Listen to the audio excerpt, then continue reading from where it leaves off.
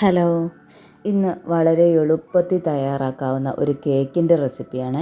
നല്ല സോഫ്റ്റാണ്, സ്പോഞ്ചി ആയിട്ടുള്ള ഒരു കേക്കാണ്. നമ്മൾ ഓവനോ ബീറ്ററോ ഒന്നും യൂസ് ചെയ്യാതെയാണ് ഇങ്ങനെയൊരു കേക്ക് ഉണ്ടാക്കുന്നത്. അപ്പോൾ അതിന് വേണ്ടിയിട്ട് ഞാനൊരു 2 കപ്പ് അളവിൽ മൈദയും 2 ടേബിൾ സ്പൂൺ അളവിൽ ബേക്കിംഗ് പൗഡറും 1 ടീസ്പൂൺ അളവിൽ ബേക്കിംഗ് സോഡയും കൂടി ചേർത്ത് ഒരു 3 തവണയൊന്ന് അരിച്ച് മാറ്റി വയ്ക്കുന്നുണ്ട്. അപ്പോൾ ഇങ്ങനെ അരിച്ചെടുക്കുമ്പോൾ ഈ മാവിൽ ഈ ബേക്കിംഗ് സോഡയും ബേക്കിംഗ് പൗഡറും എല്ലാം ഒരേപോലെ അങ്ങ് മിക്സ് ആവും. അതിന് വേണ്ടിയിട്ടാണ് ഇത് അരിച്ച് മാറ്റി വയ്ക്കുന്നത്. ഞാനിപ്പോൾ ഒരു 3 തവണ ഇത് അരിച്ചെടുക്കുന്നുണ്ട്.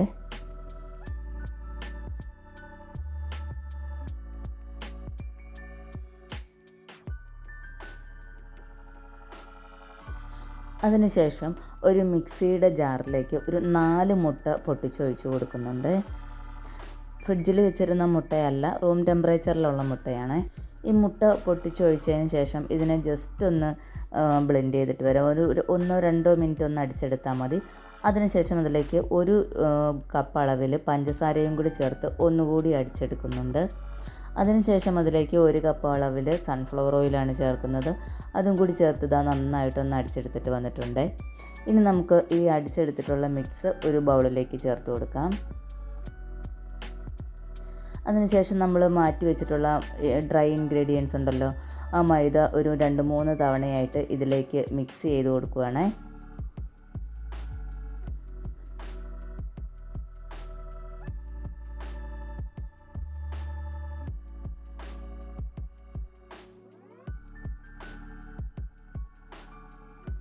ഈ മൈദ ഇങ്ങനെ മിക്സ് ചെയ്തപ്പോൾ എനിക്ക് കുറച്ചൊരു തിക്കായിട്ട് തോന്നിയത് കൊണ്ട് ഞാനൊരല്പം പാല് കുറച്ചായിട്ട് ഒഴിച്ച് കൊടുത്തിട്ട് മിക്സ് ചെയ്യുന്നുണ്ട്.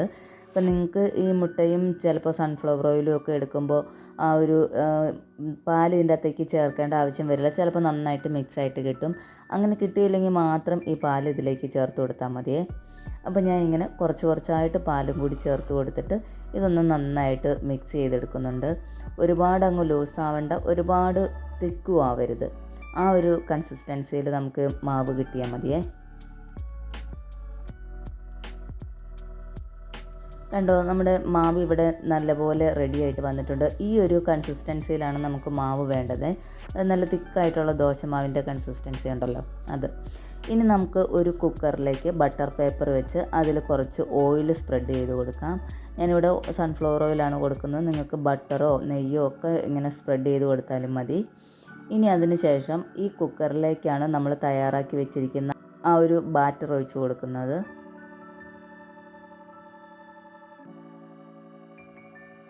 ഈ കുക്കറിലേക്ക് ബാറ്റർ ഒഴിച്ചതിന് ശേഷം അതിനെ ഒന്ന് ടാപ്പ് ചെയ്ത് നമുക്കതിൻ്റെ എയർ ബബിൾസ് കളയാം. അല്ലെങ്കിൽ ഒരു ഫോർക്കൊക്കെ വെച്ച് നമുക്ക് ജസ്റ്റ് ഇതെങ്ങനെയൊന്ന് ആക്കിയാലും അതിൻ്റെ അകത്ത് എയർ ബബിൾസൊക്കെ പോയി കിട്ടും.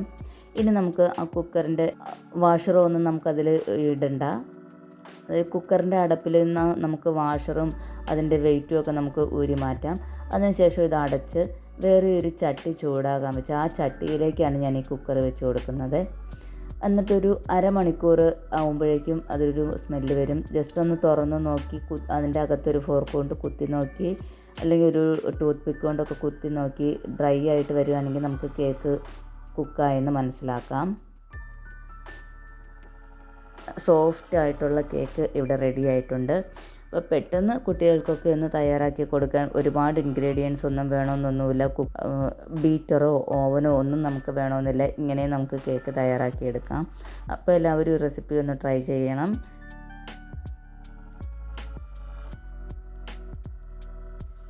വീഡിയോ ഇഷ്ടപ്പെട്ടാൽ എല്ലാവരും ചാനലൊന്ന് സബ്സ്ക്രൈബ് ചെയ്ത് സപ്പോർട്ട് ചെയ്യണം. അതേപോലെ വീഡിയോ എല്ലാവർക്കും ഷെയർ ചെയ്ത് കൊടുക്കുക, ലൈക്ക് ചെയ്യുക, കമൻറ്റ് ചെയ്യുക. Thank you for watching.